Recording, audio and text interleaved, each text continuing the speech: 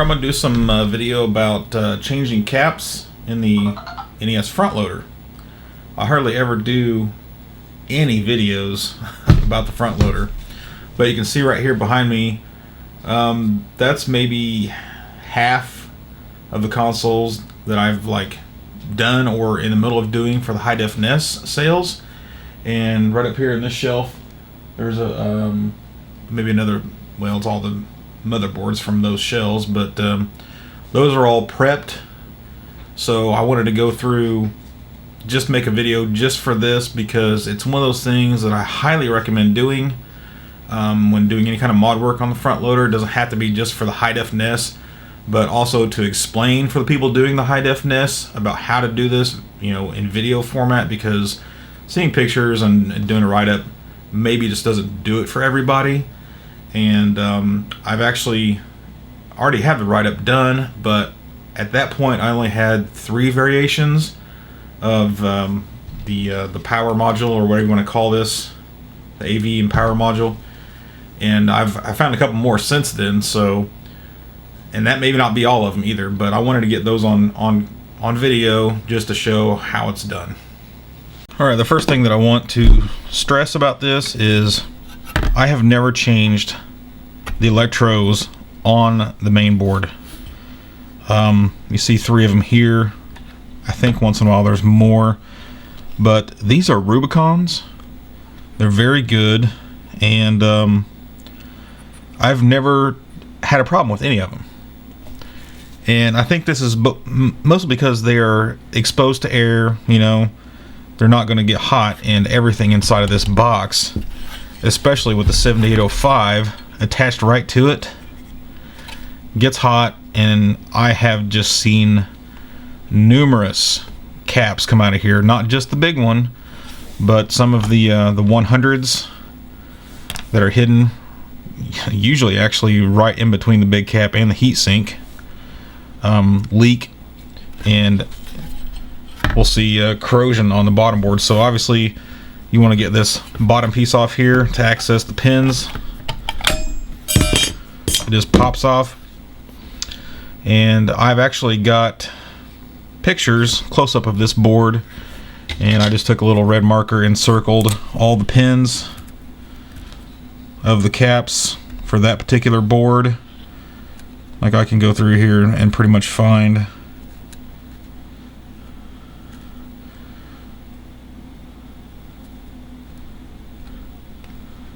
the caps just like that. That one may not be one.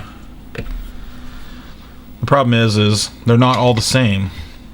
All of them have the big 2200 microfarad, and pretty much all of them have 2 100 microfarads, one on the input side and one on the output side of the 7805. And you can follow those traces out and find those caps pretty easy.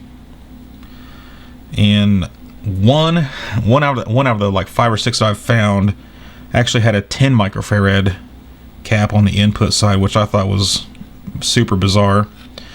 But the big difference between them is the audio caps, size, placement, and quantity. We get in here and see this one might only have 1 audio cap, but I've found audio caps over in this vicinity or this way, and then I found one that was way out here. You can't even get to it without taking the whole module off. The good news is the one that's usually way out here is just the audio for the RF part. This is all RF circuitry up in here. So if you're not worried about using your RF output, you don't care about the audio quality on your RF output, which I don't, who would anymore, I don't know, then don't bother. Here is your composite and audio output over here, and you can follow that out, and you can find, right now I can tell, just right here, this is probably the inductor, and this is the trace going to the audio cap. So that right there would be the 1 or the 10 microfarad cap right there. That's the other thing is I'm gonna sell a kit that has all the caps you need to do this. I'm not gonna bother with 1s or 10s. I'm just gonna supply 10s. It's not gonna make any difference as long as they're the same or higher microfarad and voltage rating, then you'll be okay. Like to see the big ones, 2200 microfarad, 25 volt. As long as it's that or higher on each of those, then you can replace it. So all of the audio caps that I see there are 1 microfarad. I just put a 10 microfarad in there in the place of it. It's not that big of a deal. It's not going to matter. And that one that was way out here, I only had 1 out of like the 60 or so top loader or front loaders that I've opened up. I'm not even going to bother with it. It is so far out here, it's hard to get to. You know, like I said, you have to take the whole thing off to get to it. And since it's the audio for the RF, I just left it in there. There's a good chance it was okay anyway. You know, it's usually the hundreds and the 2200 that I'm worried about, but since the audio caps are usually within reach right there, then I usually just go for it. You can get the caps out any way you want. I obviously prefer the Heiko 808 or similar. Once you pull the big one out, then you should be able to see down in there through your hole. And I can already see, yeah, this one does have a 4th cap, and it appears to be right there.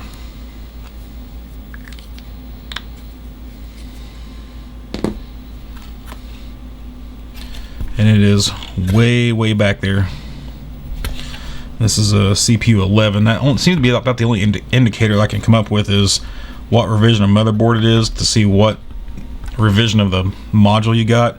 But that's not, you know, completely accurate either. I'm assuming that Nintendo just used whatever was on the shelf. You know, they didn't really, you know, go in a linear fashion of what they were using for the modules. So then I just desolder those pins.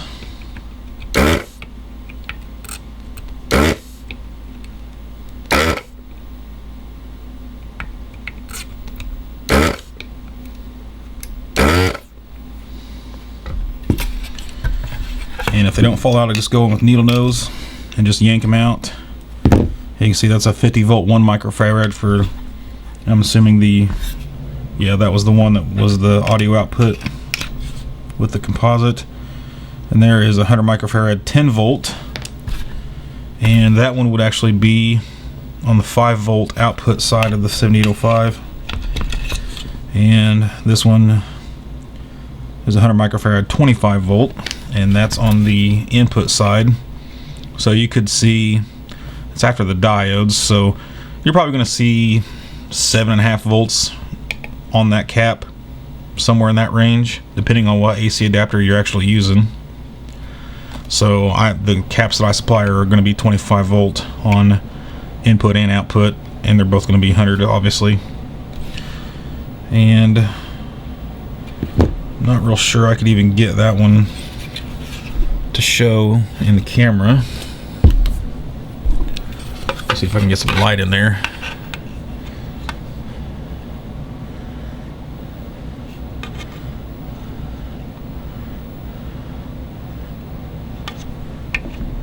There you go, you can kind of see it right there.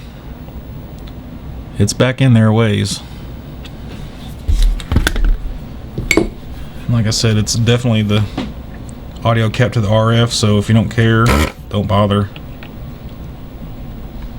Well, I heard it fall out. There it is. Also a 50 volt 1 microfarad. So insertion is the key here. And what I'll do is I'll look down in there and see what's positive and what's negative. You can see there's a circle with plus and minus signs. It's not always like that. Sometimes you'll see different versions. Maybe I'll flash those up here. But you definitely have to get the polarity right on the 2200 microfarad and the two 100s. On the audio, I don't know if it's quite as important. But I can see down in there, I can see the positive is closest to the hole. So I'm actually going to bend the leg down like that, and then I'm also going to bend down the negative leg, and I'm going to try to get the positive one in first. and push the cap back.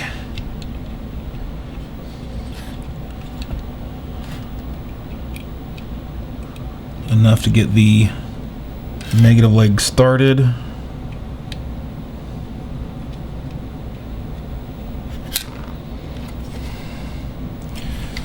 don't know if you can see that on camera, but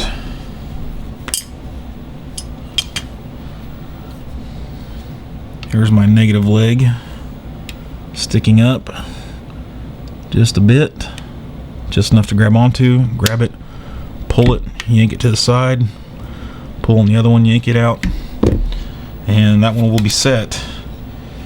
Now if you look down in there, what I need to do is to get the FAR 100 set.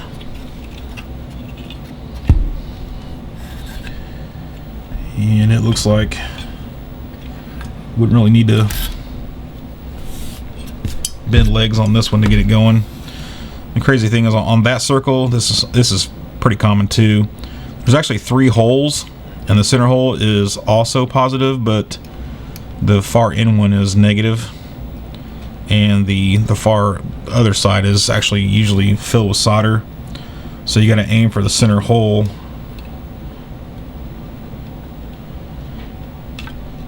Wiggle it in there.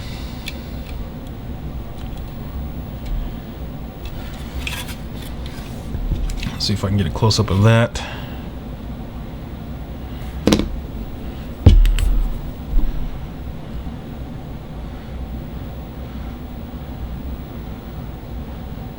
Just do whatever you can to get them in there. Like these, it's usually these 3 right here that are just really easy to get to. And they're also the ones most likely that you need to be worried about. And this will be the 5-volt output cap.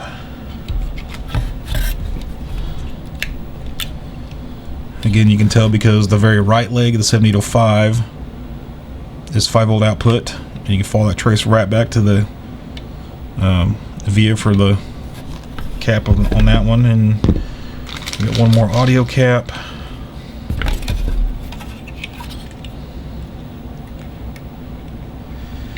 And always the positive is the longer leg of your cap, and the shorter leg is the negative, or the cathode. Just remember, cat short, negative. And then you throw the big cap in. Very, very, very important to pay attention to polarity on this one.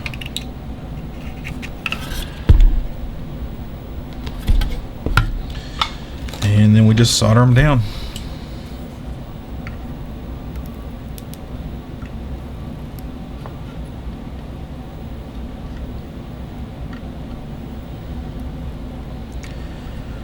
Another thing I've mentioned on my, look at that, I just bridged it, on my installation,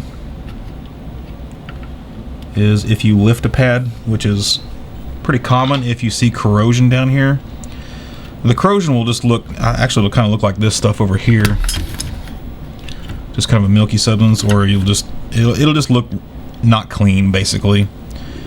And especially pads that are like out here by themselves, where a lot of heat can get to it, you might lift that. What I like to do is actually use that leg that's poking through and take it to the next point somewhere and just solder them together, and then you're just basically adding a trace via that leg, and you just want to make sure that it's not actually touching anything else.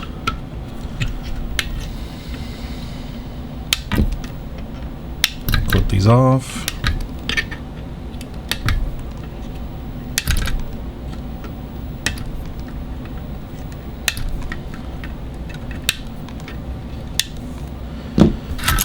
And then you can throw your cover back on. Another trick here is, everyone that I've ever seen, this tab right here always corresponds to this little cutout. That seems to happen on every single RF module that I've seen. There's 2 manufacturers of it, Alps and Mitsumi, and almost always they both have that exact same thing going on right there. One last thought is, if you want to change the caps, the Rubicons on the main board, you're not going to hurt it. As long as you're using good quality caps to replace this stuff, you'll be fine.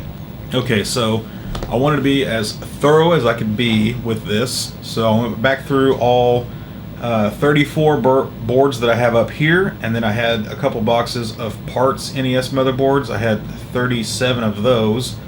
I bought them a few years ago to steal CPUs from and whatnot to fix top loaders.